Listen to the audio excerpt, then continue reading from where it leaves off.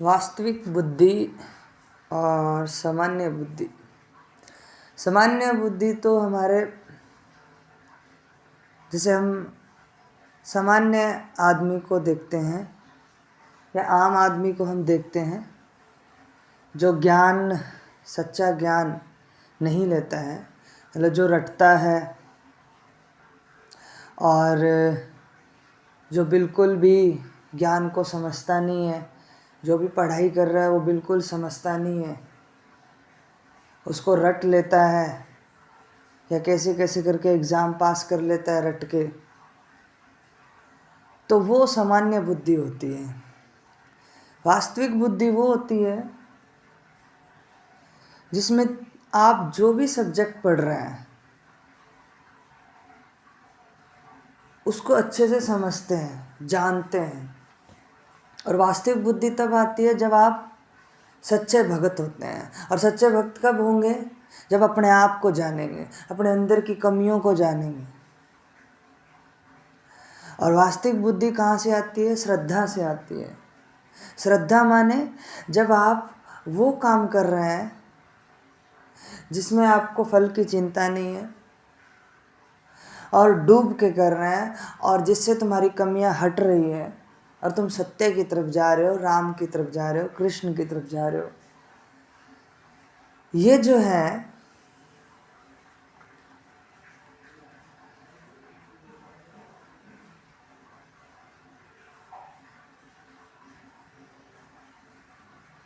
वास्तविक बुद्धि कहलाती है। वास्तविक बुद्धि क्या होती है? जिसमें आपको,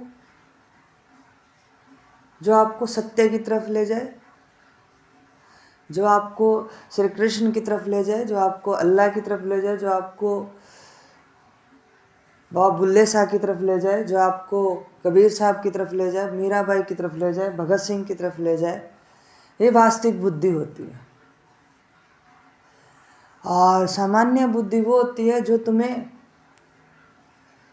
रावण की तरफ ले जाए, राक्षसों की तरफ ले जाए, जिसमें तुम्हारी बुद्धि भ्रष्ट हो जाए, गंदगी जो है तुम्हारी बढ़ती जाए। जैसे जैसे शरीर बढ़ता है, अहंकार बढ़ता जाता है सामान्य बुद्धि में, और आपका बुद्धि का नाश होता जाता है सामान्य बुद्धि में। सामान्य बुद्धि में आपको पता ही नहीं चलता है कि आप जो कर रहे हैं वो क्यों कर रहे हैं। अगर पता भी चल जाए सामान्य बुद्धि में ये जो कर रहे हैं वो क्यों कर रहे हैं, तो वो सबके समझ में आ जाता है कि हाँ, ये जो कर रहा है ये इसलिए कर रहा है। कारण आता है सामान्य बुद्धि में। और वास्तविक बुद्धि में कोई कारण नहीं है, उसमें साफ साफ जानना पड़ता है। और कारण होता भी है तो बहुत बड़ा कारण होता है, वो एक ही कारण होता है, सत्य। सत्य के कारण मैं ये चीज़ें कर रहा हूँ। जो भी कर्म कर रहे हैं वो सत्य के कारण ही कर रहे हैं, सत्य के लिए कर रहे हैं। सत्य ही पहला कर्तव्य है मेरा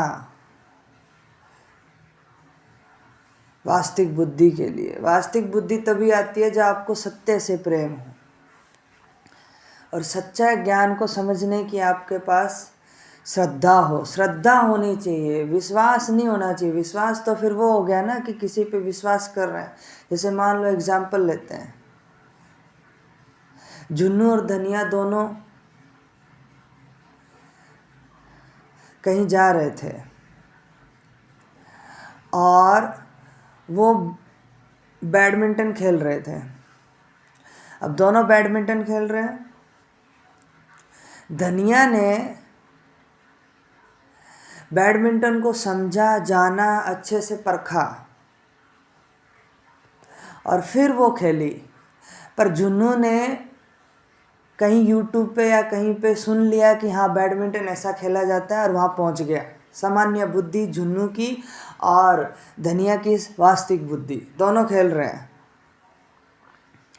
अब खेलने के बाद धनिया तो अपने अच्छे से वास्तविक बुद्धि से वो अपना बैडमिंटन खेल रही है और जुन्नू जो है सामान्य बुद्धि से बैडमिंटन खेल रहा है, तो वो एक ही एक बैडमिंटन के अंदर जुन्नू शॉट मार रहा है, स्मैश मार रहा है, पर धनिया को अलग अलग स्मैश आ रहे हैं बैडमिंटन के अंदर। क्यों? क्योंकि वो श्रद्धा रखती है अपने गेम के लिए, उसको कोई चिंता नहीं है कि इससे मुझे मिलेगा, इससे क्या होगा। जुन्नू को चिंता है इससे क्या मिलेगा मुझे।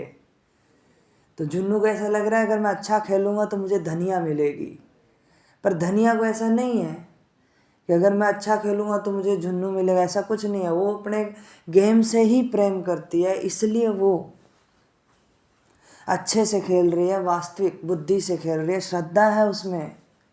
उसे कोई मतलब नहीं है कि वो मिलेगा या नहीं मिलेगा, क्योंकि वो पहले से ही सब कुछ त्यागी हुई है और त्याग रही है, गंदगी अपनी त्याग रही है। तुम्हारे अंदर सब कुछ मिला हुआ है, सत्य तुम्हारे अंदर ही है, बस तुम्हें क्या करना है, उसके ऊपर जो कमियां आ गई है उसको हटाना है। तुम्हें चाहिए नहीं, तुम्हें हटाना है। ये होती है वास्तविक बुद्धि। सामान्य बुद्धि में कारण वो होते हैं जो सबको समझ में आ जाते हैं, पर वास्तविक बुद्धि में एक ही कारण होता है, बहुत बड़ा कारण होता है कि सत्य के लिए करना है, जो करना है सत्य के लिए करना है, बस।